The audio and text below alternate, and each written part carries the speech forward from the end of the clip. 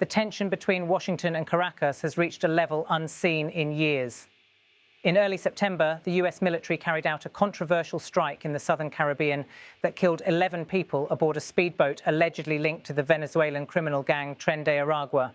According to the Associated Press, the boat had already turned around and was heading back toward the Venezuelan coast when it was struck, raising immediate questions about the necessity and legality of the action. US officials framed it as a decisive blow in their escalating narco-terror campaign, but in Caracas, President Nicolás Maduro denounced it as outright murder.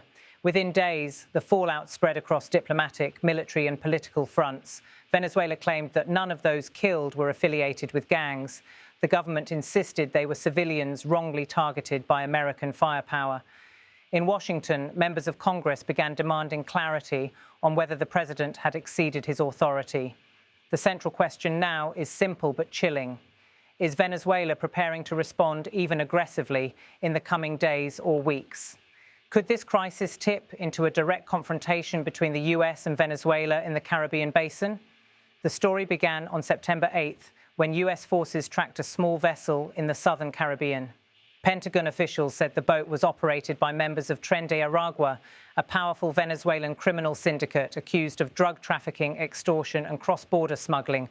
US intelligence had recently reclassified the group as a terrorist organization, lumping it together with cartels like Los Soles. That designation gave Washington justification to use military force, but the evidence has not been presented publicly. Eyewitnesses and Venezuelan officials quickly countered the claim, saying those aboard were unarmed and had no proven gang ties. Diosdado Cabello, Venezuela's interior minister and one of Maduro's closest allies, described the incident as a murder committed against citizens without arrest or trial. The narrative divide could not be sharper. On one side, Washington presents the strike as part of its broader anti-narcotics mission in the Caribbean. On the other, Caracas argues this is a thinly veiled prelude to regime change operations reminiscent of past interventions across Latin America. The timing also matters. Just days before the strike, the US Department of Justice had increased the bounty for Maduro's arrest to $50 million, doubling down on long-standing accusations of his role in drug trafficking. For Caracas, that was already evidence of Washington's aggressive posture. The naval strike only hardened suspicions. Maduro wasted no time in responding. In a nationally broadcast address, he announced the deployment of the Venezuelan armed forces, police units and civilian militias to 284 so-called battlefronts across the country. According to Reuters, nearly 25,000 additional troops were shifted to key zones along the Colombian border and the Caribbean coast. The message was clear: Venezuela is preparing for confrontation. This mobilization is not just symbolic. Venezuela has long relied on its Bolivarian militias, civilian volunteers armed and trained to defend against external threats. Their presence, coupled with professional military units, is meant to demonstrate both national unity and readiness for asymmetric warfare. Maduro framed the deployments as a defensive response to what he described as the US invasion plan. In fiery rhetoric, he warned that Venezuela would resist with arms, with struggle, with courage, and with the people. His speeches echoed earlier moments of US-Venezuelan tension, particularly under the late Hugo Chavez. But this time, the mobilization appears larger and more sustained. At the same time, state media amplified images of soldiers digging trenches, militias practicing with rifles, and naval units patrolling coastal waters. It was a calculated display designed to project resolve not only to Washington, but also to domestic audiences and regional neighbors. Yet questions remain about the actual capacity of Venezuela's military. Years of economic crisis, sanctions, and political isolation have left its armed forces stretched thin. While Russia and Iran have provided some assistance in recent years, Venezuela cannot match US firepower. This imbalance suggests that if Maduro does act aggressively, it is more likely to take the form of symbolic or asymmetric actions rather than direct large-scale warfare. For Washington, the official line has been consistent. The operation was part of a broader crackdown on transnational criminal organizations. US Southern Command confirmed that warships and surveillance aircraft had increased patrols in the southern Caribbean. More notably, the Pentagon announced the deployment of F-35 fighter jets to Puerto Rico, an unmistakable signal of deterrence. The US insists these steps are aimed at narcotics flows, but the timing, coming just as the bounty on Maduro was raised, has fueled speculation about deeper intentions. In Caracas, officials argue the US is staging assets in preparation for a strike against the government itself. The White House has downplayed these claims, with senior officials stressing there is no active regime change operation. Yet history casts a long shadow. Washington's past involvement in coups and interventions across the hemisphere lends weight to Venezuelan fears. Domestically, the strike has triggered debate in Washington. Lawmakers from both parties have demanded explanations about the legal framework under which the president ordered the operation. Was it authorized under existing counter-terrorism statutes, or did it stretch the limits of executive power? This legal uncertainty may constrain future strikes, but it also underscores how extraordinary the decision was. For regional actors, the US buildup is both reassurance and concern. Colombia and some Caribbean nations welcome tougher action against criminal syndicates, but others fear that escalating confrontation with Venezuela could destabilize the region. At this point, the stage is set: a controversial US strike, a Venezuelan military mobilization, and an uneasy region watching closely. But the bigger questions remain. Is an aggressive Venezuelan strike in the Caribbean likely in the coming days? What forms might it take, and what consequences could follow? The strike in the Southern Caribbean has ignited fierce debate in both international law and domestic US politics. Critics argue that using military force against a non-state group without clear evidence and outside a declared war zone risks violating the United Nations Charter.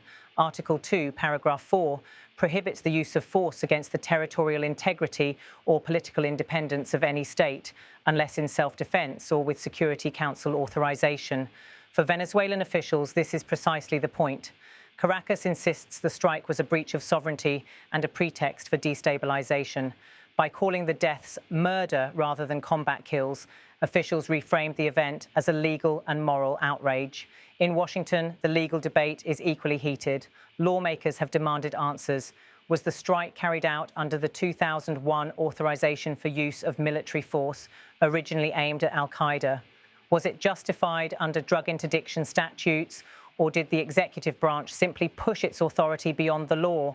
The answers matter because if the president acted without clear legal grounds, future strikes could spark constitutional challenges at home and diplomatic fallout abroad. Beyond the courtroom, the politics are even messier. For supporters, the strike sends a strong message that the US is serious about countering narco-terrorism.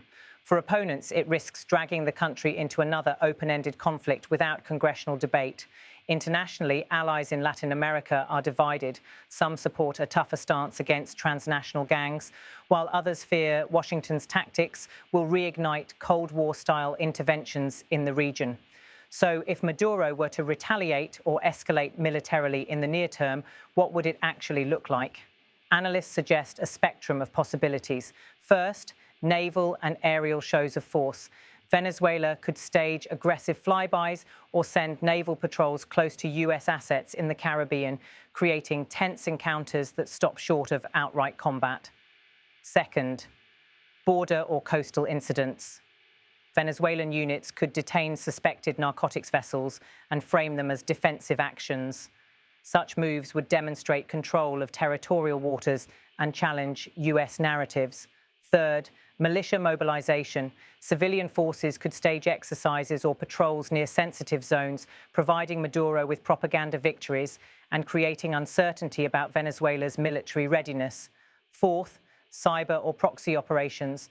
Venezuelan-aligned actors could target infrastructure, communication systems, or diplomatic assets linked to the US or its allies. These would be deniable but symbolically potent. Fifth, regional alliances. Maduro might seek closer coordination with Russia, Iran, or sympathetic Latin American states to show that Venezuela is not isolated. Joint exercises, for instance, could send a strong message without direct conflict. Sixth, strikes against US military bases or assets.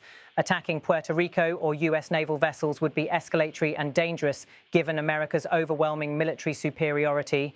Analysts generally consider this unlikely unless Maduro feels cornered and believes his regime's survival is at stake.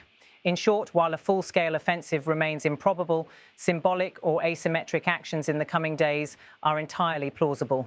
They serve Maduro's political needs, projecting defiance, rallying domestic support and pressuring Washington without crossing the line into outright war. Whether or not Maduro takes aggressive steps in the next week depends on several potential triggers. If American forces repeat or expand operations, especially with questionable evidence, Maduro may feel compelled to retaliate more visibly, or additional warships, stealth aircraft, or fresh terrorist designations could be interpreted as invasion signals. Such moves would increase pressure on Caracas to demonstrate resistance, or if independent investigations confirm they were civilians rather than gang members, domestic outrage in Venezuela could push Maduro toward bolder action. Maduro may use the crisis to rally support ahead of internal party struggles or in the face of economic hardship. Creating an external enemy has long been a strategy for embattled governments. If neighbouring countries openly back the US buildup, Venezuela may escalate to assert itself as a regional counterweight. These triggers don't guarantee an attack, but they highlight the fragile conditions under which miscalculations could spark escalation. In such a tense environment, even a naval near collision or airspace violation could become a flashpoint. The broader stakes of this standoff extend far beyond Venezuela and the United States. For Caracas, the crisis is about regime survival. By portraying the US as an aggressor, Maduro seeks to unify his fractured society and consolidate control over military and civilian forces. The 284 battlefronts strategy is as much about internal cohesion as external defense. For Washington, the strike and subsequent deployments reflect a growing willingness to use hard power in the region. Framing criminal groups as terrorists allows the US to justify military actions, but it also blurs the line between law enforcement and warfare. The risk is mission creep. What begins as anti-narcotics could escalate into a broader conflict. For the region, the crisis threatens stability. Neighbouring states like Colombia, already grappling with cross-border criminal networks, worry about spillover violence. Caribbean nations fear being caught between two powers, and international actors such as Russia or China could exploit the standoff to strengthen ties with Caracas, deepening global polarization. The most likely scenario in the immediate future is not an all-out war, but continued brinkmanship. Venezuela will stage shows of strength, the US will maintain its buildup, and both sides will test each other's red lines. But the danger lies in miscalculation. A single encounter gone wrong, a warning shot misinterpreted, a patrol boat collision, a misfired missile could turn symbolic gestures into a deadly clash. As long as the rhetoric remains fiery and the deployments intensify, the question will linger, not if, but when the next spark ignites.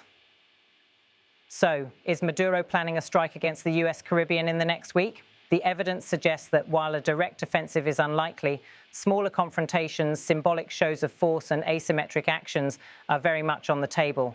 With 25,000 troops mobilized, 284 battlefronts declared, and US fighter jets circling in the Caribbean, the risk of escalation is real. Both nations claim to be acting in defense, one against narco-terror, the other against imperial aggression. But caught between those narratives are the fragile waters of the Caribbean, where the next incident could define not just Venezuela's future, but the balance of power across the hemisphere.